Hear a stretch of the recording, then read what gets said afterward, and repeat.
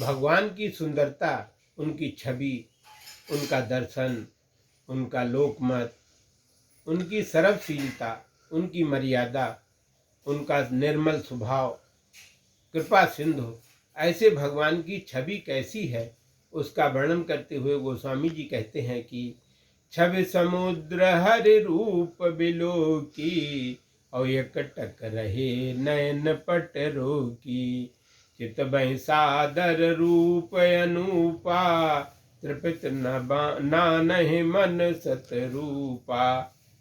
भगवान की छवि इस प्रकार की है कि सागर हरि श्री हरि अर्थात सीता जी की पीली कांति से मिलकर जिनका नीला विग्रह हरा हो गया था, ऐसे सीता अभिराम श्री राम के रूप को देखकर मनु दंपति अपने नेत्रों के वस्त्र अर्थात पलकों को गिरने से रोककर एकटक देखते रहे। वे सादर प्रभु के अनुरूप रूप से को निहार रहे थे और प्रभु के दर्शन करते हुए मनु शतरूपा तृप्त अर्थात संतोष नहीं मान रहे थे।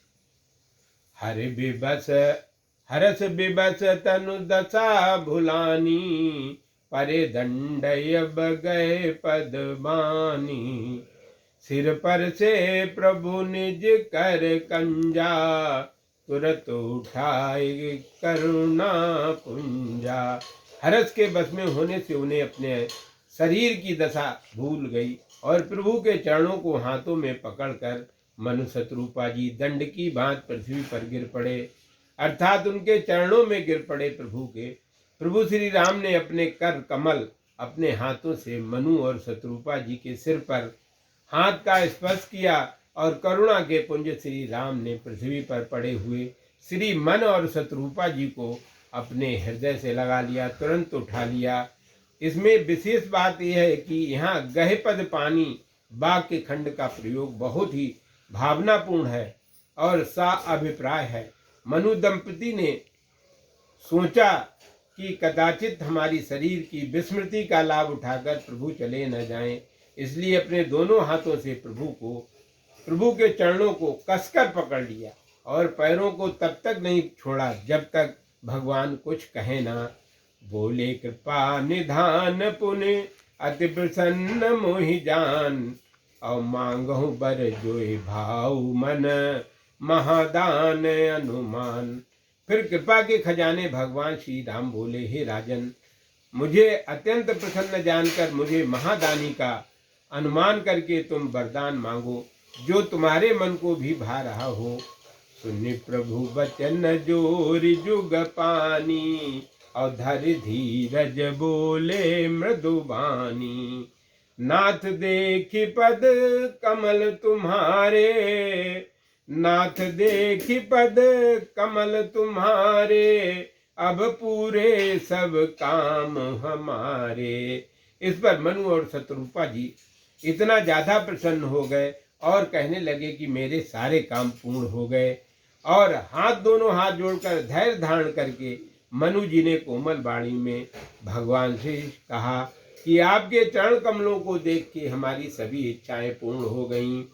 इतनी बड़ यह कलाल सा बड़ बर माही, सुगम अगम कहे जात सुनाही।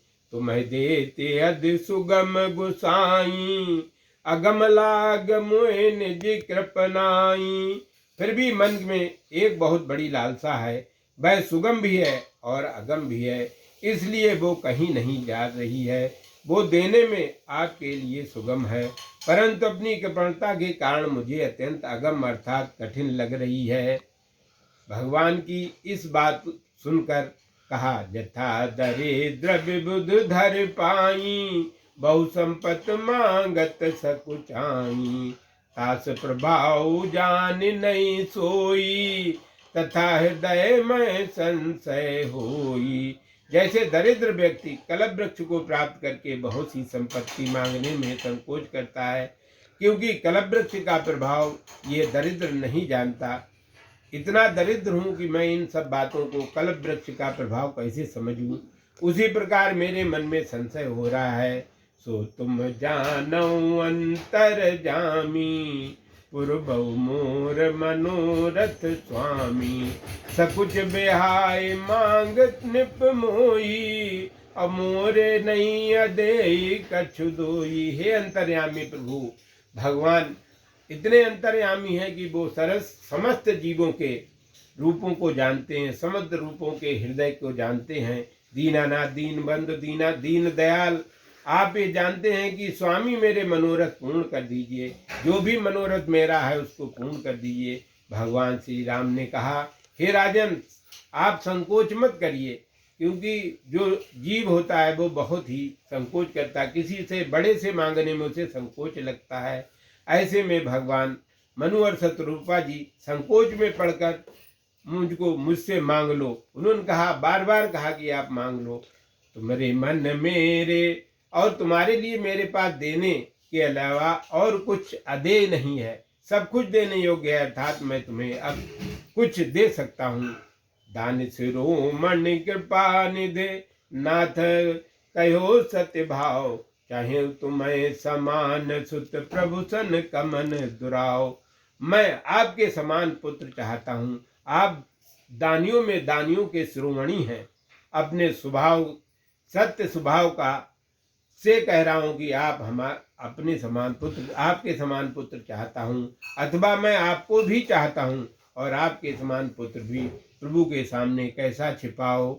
जय जय सीताराम, जय जय सीताराम, जय जय सीताराम, जय जय सीताराम।